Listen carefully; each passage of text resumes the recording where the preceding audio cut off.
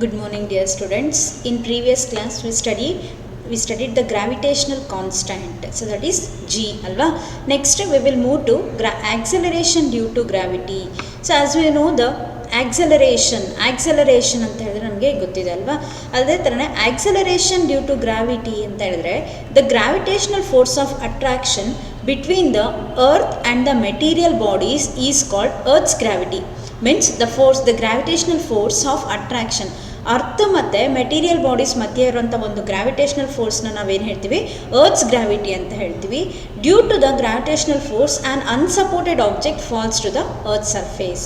Due to this gravitational force, ಈ gravitational ಫೋರ್ಸಿಂದ and unsupported, so without support ಇರೋಂಥ ಆಬ್ಜೆಕ್ಟ್ಗಳು ಏನಾಗ್ತಾ ಹೋಗುತ್ತೆ, ಅರ್ತ್ ಸರ್ಫೇಸ್ ಮೇಲೆ ಬಿದ್ದೋಗುತ್ತೆ. While falling its velocity increases. ಆ ಒಂದು ಆಬ್ಜೆಕ್ಟು ಅರ್ತಿಗೆ ಸರ್ಫೇಸಿಗೆ ಬಂದು ಬೀಳಬೇಕಾದ್ರೆ ಇಟ್ಸ್ ವೆಲಾಸಿಟಿ ಏನಾಗ್ತಾ ಹೋಗುತ್ತೆ, ಇನ್ಕ್ರೀಸಸ್ ಕಂಟಿನ್ಯೂಸ್ ಆಗಿ ವೆಲಾಸಿಟಿ ಇನ್ಕ್ರೀಸ್ ಆಗ್ತಾ ಹೋಗುತ್ತೆ. That is the freely falling object has acceleration. Velocity ಇದೆ ಅಂತ ಹೇಳಿದಾಗ ಆಕ್ಸಲರೇಷನ್ ಕೂಡ ಇರುತ್ತೆ. So that acceleration due to the gravitational force acting on it. Due to that gravitational force, ಆ ಗ್ರಾವಿಟೇಷನಲ್ ಫೋರ್ಸಿಂದ ಆ ಒಂದು ಆಬ್ಜೆಕ್ಟಿಗೆ ಆಕ್ಸಲರೇಷನ್ ಕೂಡ ಸಿಗುತ್ತೆ. ಈ ಆಕ್ಸಲರೇಷನ್ ನಾವೇನು ಹೇಳ್ತೀವಿ, ಆಕ್ಸಲರೇಷನ್ ಡ್ಯೂ ಟು ಗ್ರಾವಿಟಿ ಅಂತ ಹೇಳ್ತೀವಿ. And it is represented by small G. ಅದನ್ನು ನಾವೇನಂತ ಬರಿತೀವಿ, ಸ್ಮಾಲ್ ಜಿ ಅಂತೇಳಿ ರೆಪ್ರೆಸೆಂಟ್ ಮಾಡ್ತೀವಿ. G is equal to 9.8 metre per second square ಅಂತ ಎಲ್ಲ ಪ್ರಾಬ್ಲಮ್ಸ್ಗಳಲ್ಲೂ ಯೂಸ್ ಮಾಡ್ತೀರಾ. ನಿಮಗೆ ಗೊತ್ತಿರೋ ಅಂಥ ಒಂದು ಕಾನ್ಸ್ಟೆಂಟ್ ಇದು. That is acceleration due to gravity. ಒಂದು ಆಬ್ಜೆಕ್ಟು ಬೀಳಬೇಕಾದ್ರೆ ವಿತೌಟ್ ಸಪೋರ್ಟ್ ಇಲ್ಲದೆ ಇರೋಂಥ ಒಂದು ಆಬ್ಜೆಕ್ಟು ಅರ್ತ್ ಸರ್ಫೇಸ್ ಮೇಲೆ ಬೀಳುತ್ತೆ. ಯಾಕೆ ಬೀಳುತ್ತೆ ಅಂತ ಹೇಳಿದಾಗ due to the gravitational force. So ಈ ಗ್ರಾವಿಟೇಷನಲ್ ಫೋರ್ಸಿಂದ ಆ ಒಂದು ಆಬ್ಜೆಕ್ಟು ಬೀಳಬೇಕಾದ್ರೆ ಅದ್ರ ವೆಲಾಸಿಟಿ ಏನಾಗ್ತಾ ಹೋಗುತ್ತೆ, ಕಂಟಿನ್ಯೂಸ್ ಆಗಿ ಇನ್ಕ್ರೀಸ್ ಆಗ್ತಾ ಹೋಗುತ್ತೆ. ಹೋಗ್ತಿದ್ದಂಗೂ ಕೂಡ ಒಂದು ವೆಲಾಸಿಟಿ ಇನ್ಕ್ರೀಸ್ ಆಗ್ತಿದೆ ಅಂತ ಹೇಳಿದಾಗ ಆಕ್ಸಲರೇಷನ್ ಕೂಡ ಎಲ್ಲಿರುತ್ತೆ, ಆ ಒಂದು ಆಬ್ಜೆಕ್ಟಿಗೆ ಆಕ್ಸಲರೇಷನ್ ಕೂಡ ಇರುತ್ತೆ. ಆ ಆಕ್ಸಲರೇಷನ್ನು ಡ್ಯೂ ಟು ದ್ಯಾಟ್ ಗ್ರಾವಿಟೇಷನಲ್ ಫೋರ್ಸನ್ನ ನಾವೇನು ಹೇಳ್ತೀವಿ, ಆಕ್ಸಲರೇಷನ್ ಡ್ಯೂ ಟು ಗ್ರಾವಿಟಿ ಅಂತ ಹೇಳ್ತೀವಿ. And it is represented by small G. That is next expression ನೋಡ್ತಾ ಹೋಗೋಣ. Expression for acceleration due to gravity G. The acceleration of a body towards the earth due to gravity is called acceleration due to gravity and it is represented by small G. Next ನಮಗೆ ಗೊತ್ತಿದೆ, we know that F is equal to M A ಅಲ್ವಾ. So that is F is equal, ಅಲ್ಲಿ ಏನು ಹೇಳ್ತೀವಿ ನಾವು, A ಅಂತ ಹೇಳಿದ್ರೆ acceleration ಅಂತ ಹೇಳ್ತೀವಿ. ಇಲ್ಲಿ ಏನು ಬರಿತೀವಿ ನಾವು, ಆಕ್ಸಲರೇಷನ್ ಡ್ಯೂ ಟು ಗ್ರಾವಿಟಿ ಅಂತ ಬರೆದಾಗ ಎಫ್ ಇಸ್ ಈಕ್ವಲ್ ಟು ಏನು ಬರಿತೀವಿ ನಾವು, ಎಮ್ ಇಂಟು ಜಿ ಅಂತ ಬರಿತೀವಿ. Where M is the mass of the body and F is the gravitational force acting on the body. When the object is near to the earth's surface, then the distance between the earth and the object is d is nearly equal to r, where r is the radius of the earth. ಅಂದರೆ ಆ ಒಂದು ಈಗ radius ನಮ್ಮ earth ಹೀಗಿದೆ ಅಂತ ಹೇಳಿದಾಗ ಅದರ ಅರ್ಥಿನ radius r ಇದೆ ಅಂತ ಹೇಳಿದೆ. ಸೊ ಇಲ್ಲಿ ಒಂದು ಆಬ್ಜೆಕ್ಟು ಅರ್ತ್ ಸರ್ಫೇಸಿಗೆ ನಿಯರ್ ಆಗಿದೆ ಅಂತ ಹೇಳಿದಾಗ ಈ ಒಂದು ಡಿಸ್ಟೆನ್ಸು ಇದಕ್ಕಿಂತ ಏನಾಯಿತು, ಇಟ್ಸ್ ಟೂ ಸ್ಮಾಲ್.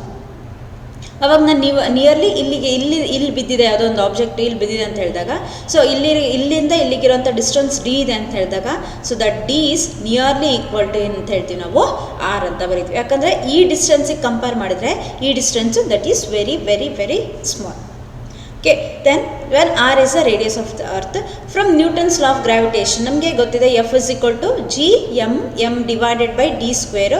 ಬಟ್ ಎಮ್1 ಎಮ್2 ಅಂತ ಹೇಳಿದಾಗ ಇಲ್ಲಿ ಎಮ್1 ಅಂತ ಹೇಳಿದ್ರೆ ಸ್ಮಾಲ್ ಎಮ್ ತೊಗೊಂಡಿದ್ದೀವಿ, ಎಮ್2 ಅಂತ ಹೇಳಿದ್ರೆ ಮಾಸ್ ಆಫ್ ದ ಅರ್ತ್. ನಾವು ಆಬ್ಜೆಕ್ಟ್ ಮೇಲೆ ಇರೋಂಥ ಮಾಸ್ ಏನಾಗಿದೆ, small M, and capital M ಅಂತ ಹೇಳಿದ್ರೆ ಅರ್ತಿನ ಮಾಸ್ ತೊಗೊಂಡಿದ್ದೀವಿ. ಸೊ ದಟ್ ಇಲ್ಲಿ ಎಫ್ ಏನಾಯಿತು, G into M divided by D ಅಂತ ಹೇಳಿದರೆ ಏನಾಯಿತು, ಡಿ ಅಂದರೆ ಇದ್ರ ಮಧ್ಯೆ ಇರೋಂಥ ಡಿಸ್ಟೆನ್ಸ್. ಅಲ್ಲಿ ಯಾವುದರಲ್ಲಿ ನ್ಯೂಟನ್ಸ್ ಲಾ ಆಫ್ ಗ್ರಾವಿಟೇಷನಲ್ಲಿ ಹೇಳಬೇಕಾದ್ರೆ ಏನು ಹೇಳಿದ್ವಿ ನಾವು, ಎಮ್1 ಮತ್ತು ಎಮ್2 which is separated by distance R ಅಂತ ಹೇಳಿದ್ವಿ. ಇಲ್ಲಿ small M, capital M which is separated by distance D, that is nearly equal to ಏನಾಯಿತು, R, capital R, radius of the earth.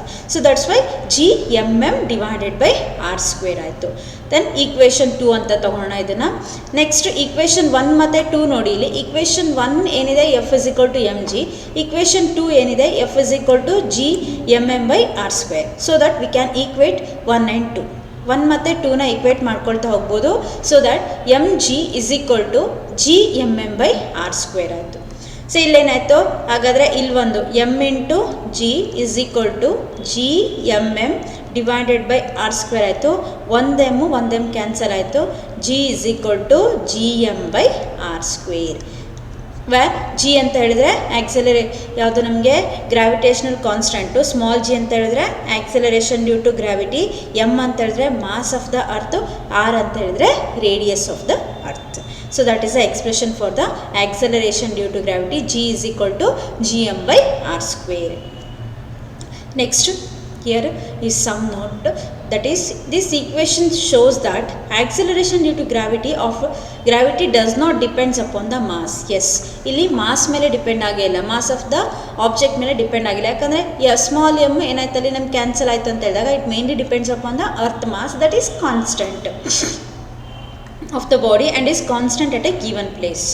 Knowing the values of G, H, R, mean density of the earth can be found.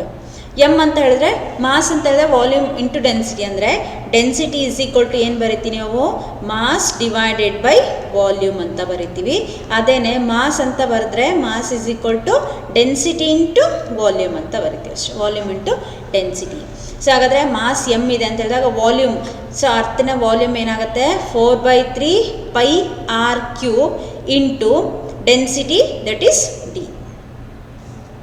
G is equal to gm by r square, that is G into m ಪ್ಲೇಸಲ್ಲಿ ಏನು ಹಾಕೋಣ ಇಲ್ಲಿ 4/3 pi R cube into D, next into 1/r square, ಇದು R square as it is. ಹಾಗಾದರೆ ಯಾವುದ್ಯಾವುದರಲ್ಲಿ ಉಳ್ಕೊಳ್ತು ನಮಗಿಲ್ಲಿ G into 4/3 pi R D, R square ನಮಗೆಲ್ಲ ಏನಾಯ್ತಲ್ಲಿ 3 into G divided by 4 pi R into G, where D is equal to ಡಿನ ಬರೆದ್ರೆ ನಮಗಿಲ್ಲಿ ಏನಾಯಿತು 3 into G divided by 4 pi R G ಉಳ್ಕೊಳ್ತೀನಿ. That is a D expression for the D. Next variation of G. ಹಾಗಾದರೆ ಈ G ಅನ್ನೋದು ಹೆಂಗೆ ನಮಗೆ ಡಿಪೆಂಡ್ ಆಗಿರುತ್ತೆ, ಹೈಟ್ ಮೇಲೆ ಹೆಂಗೆ ಡಿಪೆಂಡ್ ಆಗುತ್ತೆ, ಡೆಪ್ತ್ ಮೇಲೆ ಡಿಪೆಂಡ್ ಆಗಿರುತ್ತೆ. ಅಂದರೆ ಇವಾಗ ಅರ್ತ್ ಸರ್ಫೇಸ್ ಇದೆ ಅಂತ ಹೇಳಿದಾಗ, ಈಗ ಯಾವುದೋ ಒಂದು ಸರ್ಫೇಸ್ ಒಂದು ಆಬ್ಜೆಕ್ಟ್ ಏನಾಗಿದೆ ಒಂದಿಷ್ಟು ಡಿಸ್ಟೆನ್ಸಿಂದ ಏನು ಮಾಡ್ತಿದೆ, ಒಂದಿಷ್ಟು ಡಿಸ್ಟೆನ್ಸಿಂದ ಬೀಳ್ತಾ ಇದೆ, ಅಥವಾ ಇಷ್ಟು ಡಿಸ್ಟೆನ್ಸಲ್ಲಿ ಏನಾಗ್ತಾ ಇದೆ, ಅದು ಒಂದು ಅರ್ಥನ ಸುತ್ತ ರಿವಾಲ್ವ್ ಆಗ್ತಾ ಇದೆ ಅಂತ ಇಟ್ಕೋಣ. ಇಷ್ಟು ಹೈಟಲ್ಲಿ ಏನಾಗುತ್ತೆ, ಅಥವಾ ಇದೇ ಅರ್ತ್ ಅಂತ ಹೇಳಿದಾಗ ಅರ್ಥನ ಕೊರೆದು ಬಿಟ್ಟು ಒಳಗಡೆ ಒಂದು ಆಬ್ಜೆಕ್ಟ್ ಇದೆ ಅಂತ ಹೇಳಿದಾಗ ಅದರ ಡೆಪ್ತ್, ಅರ್ಥಿನ ಡೆಪ್ತಲ್ಲಿ ಆ ಆಕ್ಸಲರೇಷನ್ ಡ್ಯೂ ಟು ಗ್ರಾವಿಟಿ ಏನಿರುತ್ತೆ ಅಂತೇಳಿ ನೋಡ್ತಾ ಹೋಗೋಣ. ಇಲ್ಲಿ variation of G with altitude ಅಂತ ಹೇಳಿದ್ರೆ ಹೈಟ್ ಅಂತ ಹೇಳ್ತೀವಿ. ಹಿಯರ್ ಇಲ್ಲಿ ನೋಡಿ ಡಯಾಗ್ರಾಮ್ ನೋಡಿ, here if this is earth ಅಂತ ನಾವೇನು ಹೇಳಿದ್ವಿ, so here let R be the radius of the ಅರ್ಥಿನ ರೇಡಿಯಸ್ ಆರು, ಆ್ಯಂಡ್ ಯಾವುದೋ ಒಂದು ಆಬ್ಜೆಕ್ಟು ಹೆಚ್ಚನೋ ಹೈಟ್ ಅಂದರೆ ಒಂದಿಷ್ಟು ಸಮ್ ಹೈಟ್, ಹೆಚ್ಚನೋ ಹೈಟ್ ಮೇಲೆ ಒಂದು ಯಾವುದಿದೆ ಒಂದು ಆಬ್ಜೆಕ್ಟು ಇದೆ ಅರ್ಥಿನ ಸರ್ಫೇಸ್ ಮೇಲ್ಗಡೆ, ನಾವಿಲ್ಲಿ ಬರ್ದಿದ್ದೀವಲ್ವ ಅದೇ ಥರನೇ ಹಿಂಗೆ ಅರ್ತ್ ಇದೆ ಅಂತ ಹೇಳಿದಾಗ ಅರ್ಥಿನ ಎಷ್ಟು ಡಿಸ್ಟೆನ್ಸ್ ಮೇಲ್ಗಡೆ ಆ ಒಂದು ಆಬ್ಜೆಕ್ಟ್ ಇದೆ, ಅದ್ರ ಮಾಸ್ ಏನಿದೆ ಎಮ್ ಇದೆ. Next here, if G is the value on the surface of the earth and G dash is the value at the height h above the surface, G ಅನ್ನೋದು earth ಯಾವುದು, ಅರ್ಥಿನ gravitational acceleration due to gravity. Next G dash ಅನ್ನೋದು ಇಲ್ಲಿ ಮೇಲ್ಗಡೆ mass ಏನಿದೆ, ಯಾವುದೊಂದು object ಇದೆ ಆ ಆಬ್ಜೆಕ್ಟಿನ acceleration due to gravity. Next we know that G is equal to Gm divided by r square.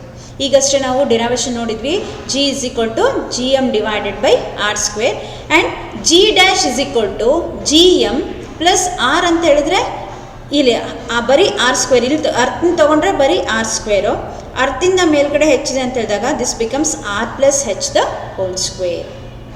Next take the ratio of this to, ಇದ್ರ ratio ತಗೋಣ. G dash by G is equal to r square divided by r plus h square ಆಗುತ್ತೆ. ಸೇರ್ ಇಲ್ಲಿ ಬರೀತೀನಿ ನೋಡಿ, ಇಲ್ಲಿ G dash by G is equal to G dash ಏನಿದೆ Gm by r plus h the whole square divided by G ಏನಿದೆ Gm by r square ಆಯಿತು, Gm cancel ಆಯಿತು. G dash by G is equal to 1 by r plus h the whole square divided by 1 by r square ಆಯಿತು. And ಈ R square ಮೇಲ್ಗಡೆ ಹೋಗುತ್ತೆ, R plus ಹೆಚ್ square ಏನಾಗುತ್ತೆ ಹೊರಗಡೆ ಡಿನಾಮಿನೇಟ್ರಿಗೆ ಬರುತ್ತೆ. G dash by G is equal to r square divided by r plus h the whole square, and g dash is equal to g into r square divided by r plus h the whole square. ಇಲ್ಲಿ next ಇದನ್ನು ಏನು ಮಾಡ್ತೀವಿ, R ಸ್ಕ್ವೇರಿಂದ divide ಮಾಡ್ಕೊಂಡಿದ್ದೀವಿ. R ಸ್ಕ್ವೇರಿಂದ divide ಮಾಡಿಕೊಂಡ್ರೆ ಏನಾಯ್ತಲ್ಲಿ, here G dash by G is equal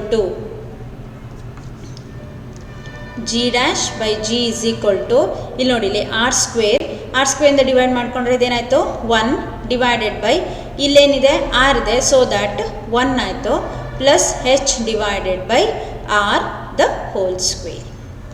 okay, that is equal to ಇದು ಮೇಲ್ಗಡೆ ಹೋದ್ರೆ ಏನಾಯಿತು 1 plus H by R to the power of -2 ಆಯಿತು. ಯಾಕಂದರೆ ಡಿನಾಮಿನೇಟರ್ ಇರೋದು ಮೇಲ್ಗಡೆ ಹೋದರೆ -2 ಆಯಿತು.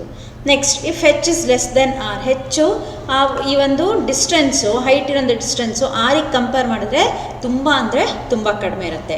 ಸೊ ದ್ಯಾಟ್ ಇಲ್ಲಿ ಬೈನಾಮಿಯಲ್ ಥಿಯರಮ್ನ ಅಪ್ಲೈ ಮಾಡ್ತೀವಿ ನಾವು. ಬೈನಾಮಿಯಲ್ ಥಿಯರಮ್ನ ಅಪ್ಲೈ ಮಾಡಿದಾಗ 1 minus 2h by R, next ಇನ್ನೂ ಟರ್ಮ್ಸ್ ಬರ್ತಾ ಹೋಗುತ್ತೆ. ಸಿನ್ಸ್ ಹೆಚ್ಚು ಆರ್ಗಿಂತ ತುಂಬ ಕಡಿಮೆ ಇರೋದ್ರಿಂದ ಉಳಿಕೆ ಇರೋಂಥ ಟರ್ಮ್ಸ್ನೆಲ್ಲ ನಾವೇನು ಮಾಡ್ತೀವಿ, ನೆಗ್ಲೆಕ್ಟ್ ಮಾಡ್ತೀವಿ. So that we consider the first two ಟರ್ಮ್ಸ್ನ ಮಾತ್ರ ತಗೊಳ್ತೀವಿ. ಸೊ ಫಸ್ಟ್ 2 ಟರ್ಮ್ಸ್ನ ತಗೊಂಡಾಗ 1 ಮೈನಸ್ 2h ಬೈ ಆರ್ ಆಯಿತು. Next G dash is equal to G into 1 minus 2h by R. This shows that acceleration due to gravity decreases with altitude. ಅಂದರೆ height ಹೋಗ್ತಿದ್ದಂಗೂ ಕೂಡ acceleration due to gravity ಏನಾಗ್ತಾ ಹೋಗುತ್ತೆ, decrease ಆಗ್ತಾ ಹೋಗುತ್ತೆ. ಯಾವುದರಲ್ಲಿ, height. ಇವಾಗ ಅರ್ತಿನ ಸರ್ಫೇಸ್ ಮೇಲೆ ಒಂದು ಜಿ ಇರುತ್ತೆ ಅಂದರೆ ಇನ್ನೂ ಜಾಸ್ತಿ ಹೈಟ್ ಹೋಯಿತು ಅಂತ ಹೇಳಿದಾಗ ಜಿ ಕಡಿಮೆ ಆಯಿತು.